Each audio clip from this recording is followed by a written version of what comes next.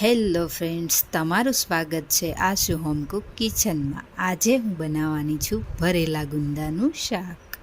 ચલો ફ્રેન્ડ્સ, આપણે જોઈ લઈએ ભરેલા ગુંદાના શાકની રેસિપી। અહીંયા ગુંદા મેં લીધા છે એકદમ, અહીંયા 4 થી 5 દિવસ માટે મેં અહીંયા રાખી રહ્યા છે, જેથી અહીંયા આપણા ગુંદાની સિગાચ ઓછી થઈ જતી હોય છે।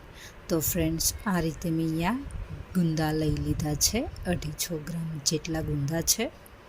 ફ્રેન્ડ્સ, અહીંયા આપણે ગુંદા જોઈએ તો ગુંદાની અંદર નેચરલી ચીગાશ હોય છે। અહીંયા આપણે ગુંદાને પહેલાં ફોડી લેવાના છે દસ્તાથી। અહીંયા આપણે આ રીતના થોડું પ્રેસ કરી અને આ રીતના અહીંયા આપણે ગુંદાને ફોડી લેવાના છે, અને અંદરથી જે આપણે બી છે ગુંદાના એ ચપ્પાના મદદથી અહીંયા આપણે કાઢી લેવાના છે। આ રીતના તમે જોઈ શકો છો। હવે ફ્રેન્ડ્સ, અહીંયા આપણે અડધો કપ છાશ લેવાની છે। છાશની અંદર અહીંયા આપણે 2 ટીસ્પૂન મીઠું એડ કરી દેવાનું છે, અને અહીંયા આપણે જે ગુંદા ફોડેલા છે એ બધા છાશની અંદર એડ કરી દેવાના છે આ રીતના। અને ફરી પાછું અહીંયા આપણે બધા ગુંદા એડ કર્યા બાદ અહીંયા ઉપર આપણે 2 ટીસ્પૂન અહીંયા આપણે મીઠું એડ કરી દેવાનું છે આ રીતના, તમે જોઈ શકો છો। ને અહીંયા આપણે આ રીતના પ્રોસેસ કરવાથી અહીંયા આપણા ગુંદાની સિગાચ દૂર થવાની છે, ઓછી થવાની છે, ને એકદમ બહાર નીકળી જવાની છે સિગાચ। છાશની અંદર જશે અને છાશ ખાટી હશે એટલે અહીંયા આપણી ઓટોમેટિક સિગાચ બહાર આવતી રહેશે। અને અહીંયા આપણે થોડું આંગળીની મદદથી પણ સાફ કરવાને છે ગુંદાને, અને અહીંયા આપણે થોડા કોરા કરી લેવાના છે, ડ્રાય કરી લેવાના છે ગુંદાને, છાશની અંદરથી બહાર કાઢી લેવાના છે। અને અહીંયા આપણે 10 મિનિટ માટે અહીંયા આપણે ગુંદાને સાઈડમાં રાખી દેવાના છે આ રીતના છાશમાં, તમે જોઈ શકો છો। હવે ફ્રેન્ડ્સ, અહીંયા આપણે ખારણી લઈશું, અને ખારણીની અંદર 1 ટેબલ સ્પૂન ધાણા લઈશું। ધાણાને અહીંયા આપણે ખાંડી લેવાના છે આ રીતના, તમે જોઈ શકો છો। અને હવે અહીંયા આપણે લેવાનું છે સવાણું। અહીંયા મેં બાલાજીનું જે સવાણું આવે છે એ લીધું છે, અને અહીંયા આપણે સવાણું ખાંડી લેવાનું છે આ રીતના, અધકચરું ક્રશ કરી લેવાનું છે ખારણીની અંદર, તમે જોઈ શકો છો ફ્રેન્ડ્સ। હવે ફ્રેન્ડ્સ, અહીંયા આપણે ફરસાણ મસાલામાં અહીંયા સવાણું લીધું છે ક્રશ કરેલું, 3 ટેબલ સ્પૂન લેવાનું છે, અને અહીંયા આપણે 1 ટેબલ સ્પૂન અહીંયા લેવાનું છે સિંગનો ભૂકો, અને 1 ટેબલ સ્પૂન અહીંયા લેવાનું છે તલનો ભૂકો, અને અહીંયા આપણે લેવાનું છે 1 ટેબલ સ્પૂન અહીંયા ટોપરાનું ખમણ, અને અહીંયા 1 ટેબલ સ્પૂન આપણે એડ કરવાનું છે વરિયાળીનો ભૂકો। હવે ફ્રેન્ડ્સ, અહીંયા આપણે લેવાનું છે 2 ટીસ્પૂન જીરું લેવાનું છે, અને અહીંયા આપણે 1/4 ટીસ્પૂન અહીંયા ગરમ મસાલો એડ કરવાનો છે। અને હવે અહીંયા આપણે લેવાનું છે લાલ મરચું પાવડર 2 ટીસ્પૂન, અને 1/2 ટીસ્પૂન અહીંયા હળદર પાવડર લેવાનો છે, અને અહીંયા આપણે લેવાનું છે 1 ટેબલ સ્પૂન આદુ મરચાંની પેસ્ટ, તમે જોઈ શકો છો। આ રીતના અહીંયા આપણે મસાલા એડ કરવાના છે। હવે ફ્રેન્ડ્સ, અહીંયા આપણે 1/2 ટેબલ સ્પૂન અહીંયા લસણની પેસ્ટ અંદર એડ કરવાની છે આ રીતના, તમે જોઈ શકો છો। અને હવે અહીંયા આપણે 2 ટીસ્પૂન મીઠું એડ કરવાનું છે, અને હવે અહીંયા આપણે 1 ટેબલ સ્પૂન ગોળ અંદર એડ કરવાનો છે આ રીતના, તમે જોઈ શકો છો।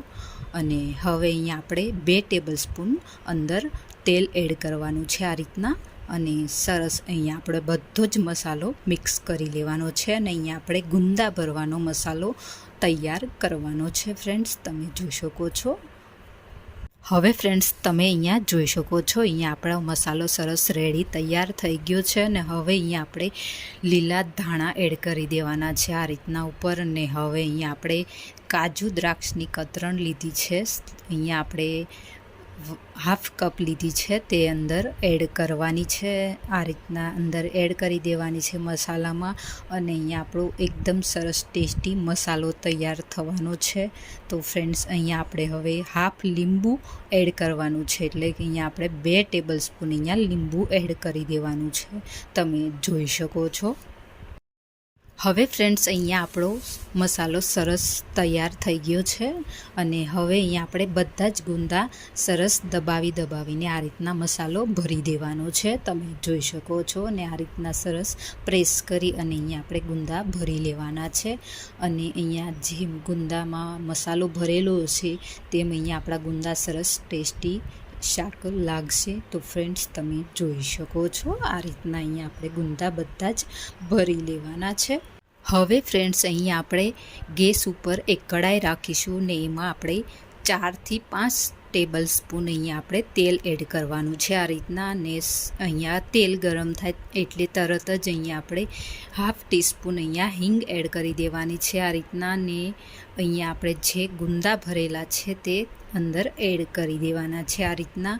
અને અહીંયા આપણે હલાવી લેવાનું છે આ રીતના, મિક્સ કરી દેવાનું છે તેલની અંદર. અહીંયા આપણે થોડા 2 મિનિટ 3 મિનિટ જેવા અહીંયા આપણે ચાંતળાવા દેવાના છે આ રીતના. ને સરસ અહીંયા આપણા ગુંદામાં જે કંઈ સીર હશે, સિગાસ હશે તે ઓછી થઈ જશે. જે કાંઈ હોય તે બધી જ સિગાસ અહીંયા આપણી દૂર થવાની છે અને સરસ અહીંયા આપણા ગુંદા ફ્રાય થઈ જશે.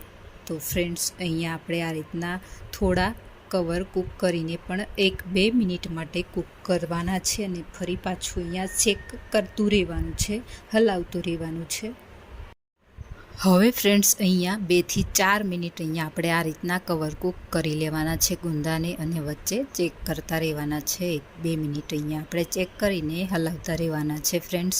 અને અહીંયા મેં 2 ટમેટાની અહીંયા પ્યુરી કરી છે, જે અહીંયા આપણે ટમેટાની પ્યુરી એડ કરવાની છે શાકમાં. તમે ફ્રેન્ડ્સ જોઈ શકો છો અહીંયા આપણે ટમેટાની ગ્રેવી કરવાની છે આ રીતના. અહીંયા મેં 2 ટમેટાની ગ્રેવી કરી છે તે અંદર એડ કરી દેવાની છે અને આ રીતે સરસ મિક્સ કરી લઈશું. હવે ફ્રેન્ડ્સ અહીંયા આપણે જે ટમેટાની ગ્રેવી અંદર એડ કરી છે એમને અહીંયા આપણે 2 મિનિટથી 3 મિનિટ જેવું અહીંયા આપણે કવર કૂક કરી લેવાની છે અને સરસ અહીંયા આપણે શાકને ચડવા દેવાનું છે આ રીતના કવર કૂક કરી લેવાનું છે. અને અહીંયા આપણું શાક બહુ જ સરસ ટેસ્ટી બનવાનું છે ફ્રેન્ડ્સ, તમે જોઈ શકો છો. અને તમારે અહીંયા વધારે રસાવાળું કે ગ્રેવી વધારે જોતી હોય તો તમે અહીંયા થોડું પાણી પણ એડ કરી શકો છો. 1 કપ જેટલું પાણી પણ એડ કરી શકો છો ફ્રેન્ડ્સ. અને અહીંયા આપણી સરસ એવું અહીંયા ડ્રાય એવું અહીંયા આપણું ગુંદાનું શાક તૈયાર છે. તો ફ્રેન્ડ્સ તમે જોઈ શકો છો તૈયાર છે ફ્રેન્ડ્સ ભરેલા ગુંદાનું શાક.